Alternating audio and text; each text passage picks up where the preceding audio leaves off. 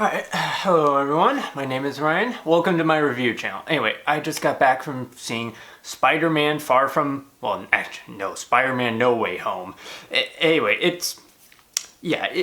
nerds, your dreams have been fulfilled. This is great. Like, if you thought Spider-Man Into the Spider-Verse was a great multi-dimension film, this one it's great too.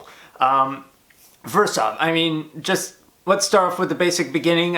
If anyone who saw the end credits teaser of Spider-Man Far From Home, you know the basic premise. Spider-Man, his secret identity has been blown. Everything has gone to shit. His friends, his friends' lives are not very good right now. Their dreams of going to MIT and going to college and just living a normal life in general have all been completely blown out of the water.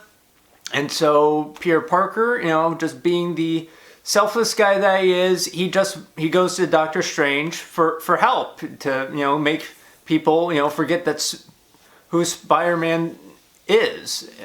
And of course, also being Peter Parker also messes it up due to his naivete. And, well, you've seen the trailers, villains from other dimensions, i.e. other Sony Spider-Man films, start flying through.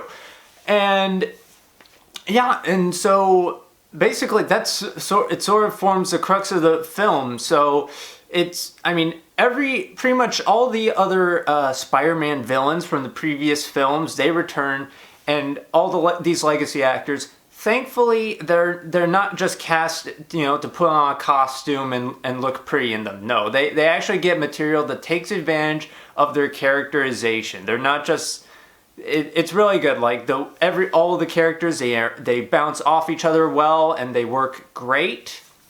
And Peter Parker himself, he's actually, I would argue this is probably, in terms of character development, this is probably his toughest film yet, in terms of, like, this film, like, it challenges him and it really incorporates the great power, great responsibility theme really well. Yeah, and the special effects. The special effects, they are really imaginative, like, especially the scenes involving Doctor Strange magic. Like, if you thought the first Doctor Strange movie was a bit lacking in that sort of kaleidoscope, sort of abstract visual effects, then, well, this film will scratch that itch. It definitely features a lot more, and it's really cool. I guess if I had a few things to sort of complain about, there's one issue. So remember how the interactions between legacy actors I mentioned?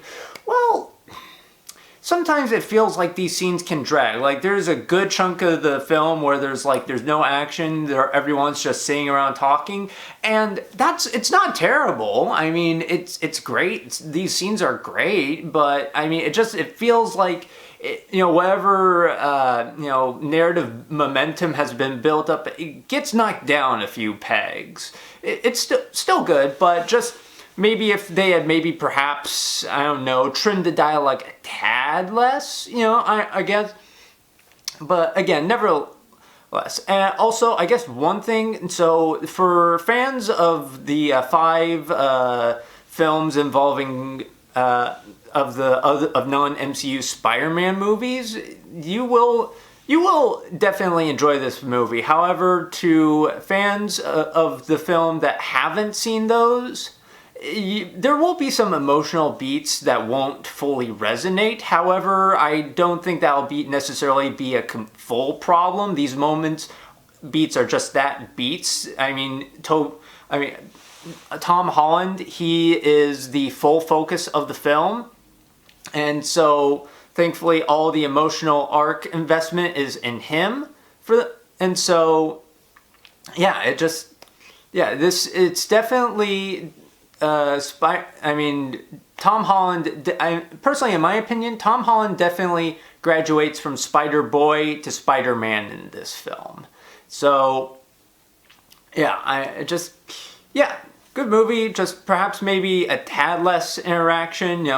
I suppose it's a bit of a case of too much of a good thing, but nevertheless, with all that in mind, with a great cast, lots of laughs, and good visual effects, I will be rating Spider-Man No Way Home 4 out of 5 stars.